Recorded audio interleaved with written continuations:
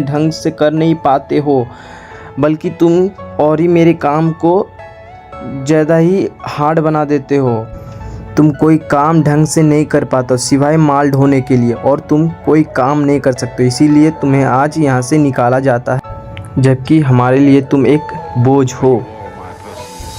तभी उसी वक्त एक एहसास हुआ कि मैं इस दुनिया में एक अकेला बंदा हूँ, कि मुझे ऐसा ही हर मेहनत करता हूँ तब भी मुझे यही मिलता है। ठीक है, कोई बात नहीं, मैं इस काम को अभी छोड़ता हूँ और मैं यहाँ से चल जाता हूँ।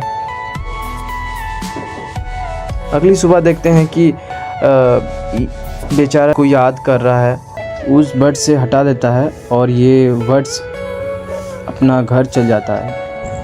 तीनों बच्चे काफ़ी ज़्यादा प्यारे थे और एनिमल से फ्रेंडशिप बनाना काफ़ी ज़्यादा अच्छा लगता है। अगली सुबह देखते हैं कि गिल्ड में पहुंच के एक मैम से बात करती है, जो कि इनको कुछ उस पार्टी में काम करते हो ना, तो रेन ने कुछ बात नहीं बोला। अगली सुबह देखते हैं कि गॉब्लिन्स को टारगेट कर रहा है कि गॉब्लिन को हंट करते समय जंगल में कुछ आवाज़ें हो रही थी, जो कि इस लड़के ने जाके देखा कि एक ब्लैक टाइगर एक लड़की को अटैक करने ही वाला था। और तभी रेन आ गया और ये लड़की को देखकर काफ़ी घायल अवस्था में था, और जो कि टाइगर अटैक करने ही वाला था। तभी लड़के ने एक डैगर मारा टाइगर को, तो डैगर टूट गया और इस पुकारा जाएगा। तब की जो बोली कि हमें किसी भी एरिया में जाती थी तब एक स्टूडेंट के रूप में रख लूँ।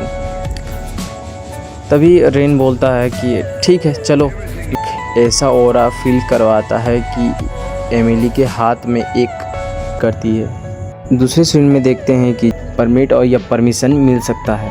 तभी एमिली को दिखाया जाता है कि एक टेबल में बैठी, वो सारा तुमको उसका पैसे मिल चुका है। तभी पीछे से एक लड़का आता है, जो कि देखने में तो एक हंटर ही लगता है। ये जो हंटर है, हरीम ने कोई काट लेता ना, बोले ड्रैग लेडी बोले मत करो, मैं हार मानती है। हाँ, फिर उसी के बाद देखते हैं कि गिल्ड मैम देख ही सकते हैं कि कैसे उसका एक स्पिरिट बर्ड के अंदर में चला जाता है। तभी रेन बोलता है कि रॉक्सी और एमिली ना हो सके उतना ज़्यादा मैं जहाँ पर अभी लोकेशन पता करके आऊँगा, और स्लाइम और लोग तीनों वहाँ पर पहुँच जाते हैं। तभी एमिली को देखते हैं बहुत ज़्यादा गुस्से में थी, क्योंकि स्लाइम से सबसे ज़्यादा चिढ़ है, और एक बड़ा सा पत्थर उठा के स्लाइम के ऊपर में फेंकनी जाती। तभी रेन मना कर देता है कि मत फेंको, यहाँ पर और ज़्यादा तबाही मत मचाओ। और रेड रॉक्सी बोलती है कि रेन तुम तो मैजिक फ्लेम थ्रोअर तो माने जानते हो ना। तो रेन बोलता नहीं, मैं बहुत पहले मारता था, अब नहीं, और ऐसे भी तुम्हें करने में उतना इच्छुक नहीं रखता। तभी रॉक्सी बोलती है कि तुम ये सब तो आराम से साफ तो कर ही सकते हो। तभी रॉक्सी रेन को धक्के दे के स्लाइम के पास ले जाती है और ये बताती है कि तभी रॉक्सी रेन को बोलता है आप सबसे बड़ा एक फ्लेम ब्लास्ट करो, और तभी रेन को देखते हैं सबसे बड़ा ब्लास्ट कर देता है। और तभी देखते हैं कि बहुत ज़्यादा धुआं, और उस धुआं घटने के बाद काफ़ी ज़्यादा जेम्स स्टोन मिल जाता है, और इन लोग दोनों काफ़ी ज़्यादा हैरान हो जाता है। और रॉक्सी बताती है कि जब तुम मेरे सामने में बॉन्ड बना रहे थे, तभी हम लोग दोनों का जितने भी मेरी पावर है वो तुम्हारे अंदर में चल गई। ऐसे तो 20 ट्रिमर हो, किसी के पास ये एबिलिटी नहीं होती है, तुम्हारे पास ही है। दूसरे साइड गिल्ड के बाहर में एमिली और रॉक्सी बाहर बैठे हैं, और रेन जो जेम्स कलेक्ट किए थे वो उसका रिवॉर्ड लेके बाहर आया, और एमिली और रॉक्सी को बाज़ार लेके गया, कपड़े दिलाए, खाना खिलाए एमिली को, और खूब इंजॉय किया।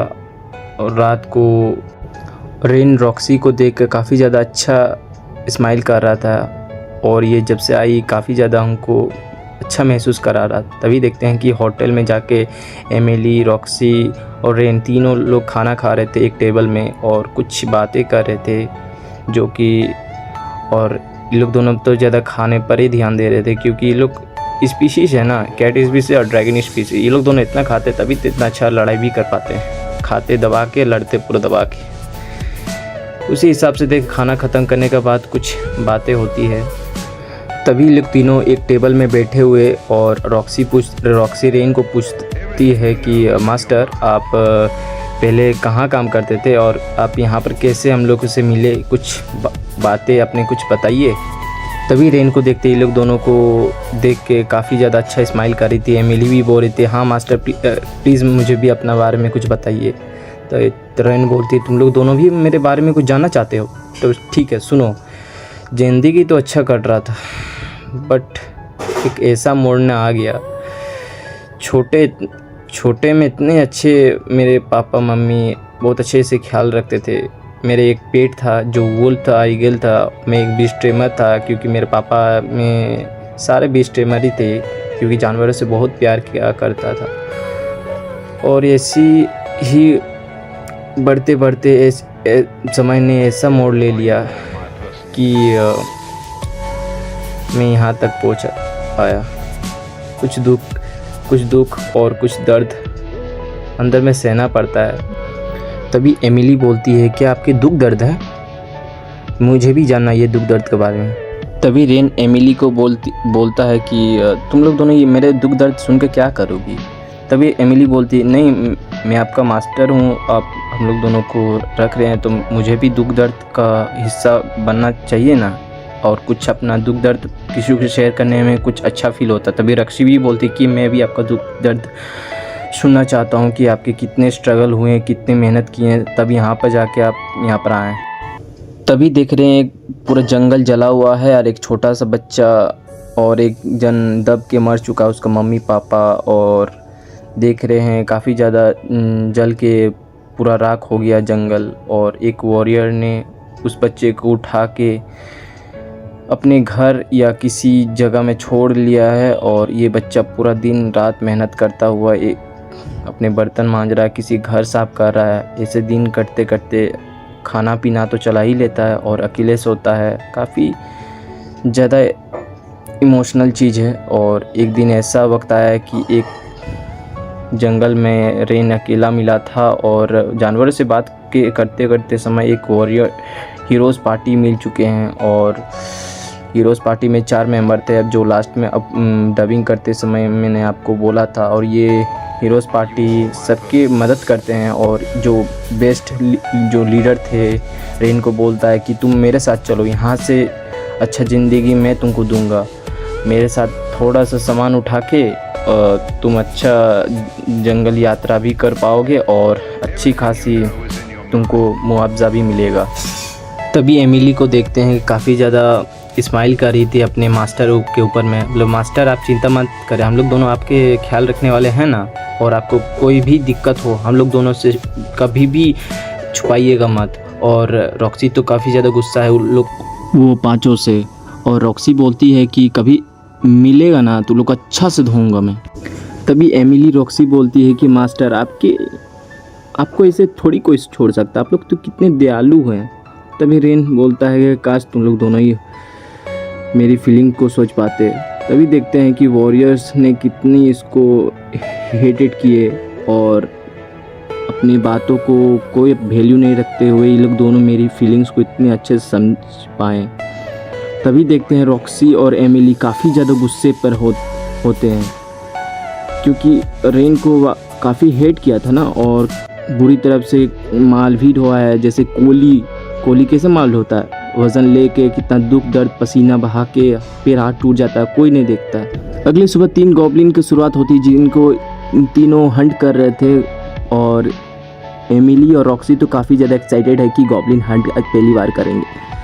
तभी देखते हैं कि रॉक्सी फ्लेम थ्रोअर से सब लोग 3 गॉब्लिन को एक ही बार में जला देती है। और तभी एमिली देख के काफ़ी ज़्यादा हैरान हो जाती है और रेन काफ़ी ज़्यादा सीरियस हो जाता है कि किन 3 गॉब्लिन में इतनी ज़्यादा ताकत रहती है, क्योंकि ये लोग दोनों स्पीशीज़ है और ह्यूमन तो नॉर्मल है ना, कोई भी आराम से आ सकती है। और रेन और एमिली काफ़ी ज़्यादा एक्साइटेड थे कि आज इतने सारे गॉब्लिन को हंट कर रहे हैं। और रेन काफ़ी ज़्यादा बोल रहा था कि तुम लोग दोनों सीरियस हो जाओ, कहीं से भी कहीं भी गॉब्लिन अटैक कर सकता है। रॉक्सी तो काफ़ी ज़्यादा ओवर पावर समझी और अपने आप को ही ज़्यादा मेरा से ज़्यादा कोई ताकतवर नहीं है। तभी देखते हैं काफ़ी ज़्यादा गॉब्लिन्स को हंट कर रहा था तीनों ज़्यादा, और एमिली काफ़ी ज़्यादा। तभी देखते हैं कि एमिली रॉक्सी को बोलती है कि संभल कर रॉक्सी। तभी रॉक्सी को देखते हैं कि अपने टेल से ही गॉब्लिन को हंट कर देती है, मतलब मार देती है। और रॉक्सी के पास एक जेम स्टोन मिलता है, मतलब काफ़ी ज़्यादा अच्छा है जेम स्टोन। चलो और आगे जाते हैं और किसी को गॉब्लिन इससे भी बड़े बड़े हरा देते हैं। और देखते हैं कि गॉब्लिन रॉक्सी का पैर पकड़ लिया और तभी रॉक्सी को देखते काफ़ी ज़्यादा घबराई जाती है। तभी अचानक एक फ्लेम थॉर उसके मुंह पर दे मारती है और गॉब्लिन ख़त्म। तभी रॉक्सी काफ़ी ज़्यादा हाँफने लगती, काफ़ी ज़्यादा थक जाती है। तभी रेन आ जाते हैं अचानक, क्योंकि पीछे से रॉक्सी को अटैक करने आ जाता है गॉब्लिन। तभी एमिली गॉब्लिन के मुंह में एक जोरदार किक मारता है और ख़त्म। तभी रेन रॉक्सी को बोलती, तुम्हें कुछ हुआ नहीं ना? रॉक्सी बोलती है कि आपको तो कुछ नहीं हुआ ना? तभी बोलते नहीं, मेरे थोड़ा सा चोट आया था, वो मैं अपने हीलिंग मैजिक से अपने ठीक कर लूँगा। देखो कितना जल्दी ठीक हो गया। तभी शाम को देखते हैं रेन और एमिली एक साथ खड़े हैं और कुछ बातें कर रहे हैं कि रेन बोल रही है कि रॉक्सी क्यों नहीं आया।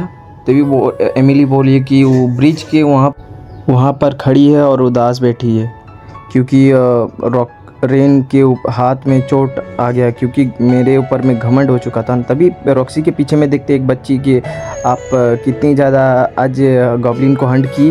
तो बोले रॉक्सी बोली, तो मैं 6-7 को की और किसी को चोट भी पहुंचाई। तभी पीछे से वो बच्ची बोलती है, ठीक है बाय, कल मिलते हैं। तभी रॉक्सी को देखते हैं काफ़ी ज़्यादा उदास होती है। पीछे से रेन आ जाता है और रेन बोलती है कि तुम यहाँ पे क्या कर रही हो रॉक्सी? तभी रॉक्सी बोल रही है कि नहीं मास्टर, मैं यहीं पर खड़ा था, क्योंकि आज जो हुआ वो बोल नहीं पा रही हूँ और उसके लिए मैं माफ़ी चाहता हूँ मास्टर, मुझे माफ़ कर दीजिए, मैं अगली बार से ध्यान रखूँगा। तभी रॉक्सी की आंखों में थोड़ा आंसू बहने लगते हैं। तभी रेन उसके ऊपर में हाथ सहलाने लगे कि कोई बात नहीं, ऐसे तो होता ही रहता है, हम लोग तो हंटर हैं, हम लोग तो ये मामूली चोट तो लगन। तभी रेन बोलता है कि अक्सर छोटे मोटे चोट आते रहते, इसके लिए तुम घबराओ मत। तभी रात को देखते हैं कि रेन मेड से बात करती है कि मैम मैंने तो 2 रूम का बुक किया था और आप तो एक ही रूम में दे दिए, वो भी सिंगल बेड में, कैसे काम चलाएंगे? तभी रेन काफ़ी ज़्यादा शर्मा जाती है, रॉक्सी भी काफ़ी ज़्यादा ब्लश करती है और देखते देखते रात हो जाती है और रेन नीचे सो जाती है और रॉक्सी बेड के ऊपर में रेन को निहारती रहती है और सोचती है कि हमारे मास्टर कितने दयालु हैं। और रॉक्सी के अंदर में काफ़ी ज़्यादा फीलिंग्स जाग जाती है। तभी रॉक्सी को देखते क्यूट सी स्माइल दे के रेन को बोलती है, मास्टर मैं आपको बहुत लाइक करती हूँ। और रॉक्सी काफ़ी ज़्यादा शर्मा जाती है और घबराहट के कारण एमिली बोलते सो जाओ रॉक्सी, और कितनी बातें करोगी, सो जाओ, कल सुबह उठकर हंट करने जाना है।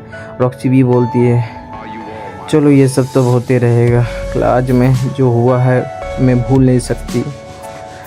गुड नाइट मास्टर, कल मिलते हैं। I like you master. अगली सुबह देखते हैं कि रेन और रॉक्सी बातें करते करते कुछ आज कहाँ जाने की प्लानिंग करी थी, क्या कहाँ हंटर ज़्यादा हंटिंग के लिए ज़्यादा सुविधा मिलेगा। तभी एमिली आगे जाते जाते सबको गाइड करती है और अपने मौज में आगे बढ़ते बढ़ते जाती रहती है। तभी रेन को एमिली के पीछे में देखने को मिलता है कि वही वॉरियर्स जो रेन को अपनी टीम से हटा दिया था। तभी रेन काफ़ी ज़्यादा हैरान हो जाता है इन लोग 5 को देख के, क्योंकि एक बार छोड़ने के बाद इसी को देखने के बाद इतना डर और घबराहट। और इसी के बाद में ये एपिसोड यहीं ख़त्म होता है। अगली एपिसोड में देखेंगे